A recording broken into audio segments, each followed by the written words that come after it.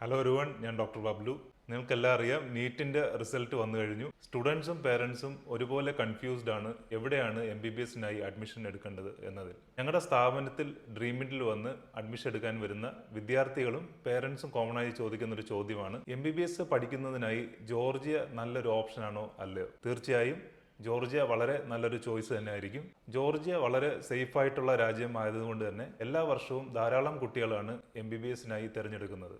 ഞങ്ങളുടെ സ്ഥാപനം ഡ്രീമിൻ ത്രൂ തന്നെ ധാരാളം കുട്ടികൾ എല്ലാ വർഷവും ജോർജിയയിലേക്ക് പഠിക്കാൻ പോകാറുണ്ട്. ഞങ്ങൾ കുട്ടികൾക്കായി കൂടുതലും ജോർജിയയിൽ ഗവൺമെന്റ് യൂണിവേഴ്സിറ്റീസ് ആണ് പ്രിഫർ ചെയ്യാറുള്ളത്.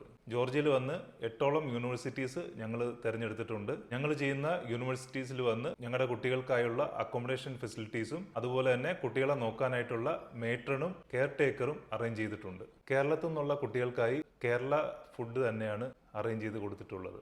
ബേസിക് അക്രഡിറ്റേഷൻസ് ആയ ECFMG, ഫെയ്മർ, WHO, WDOMS അതുപോലെ തന്നെ NMC ഗൈഡ് ലൈൻസും ഫോളോ ചെയ്യുന്നുള്ള കാര്യത്തിൽ ഞങ്ങൾ ഉറപ്പുവരുത്തുന്നു. താഴെ കൊടുത്തിരിക്കുന്ന നമ്പറുമായി കമ്മ്യൂണിക്കേറ്റ് ചെയ്ത് കഴിഞ്ഞാൽ നിങ്ങൾക്ക് ഞങ്ങൾ ത്രൂ പഠിച്ചുകൊണ്ടിരിക്കുന്ന വിദ്യാർത്ഥികളുമായി സംസാരിക്കാനായിട്ടുള്ള അറേഞ്ച്മെന്റ്സ് ചെയ്തു തരുന്നതായിരിക്കും.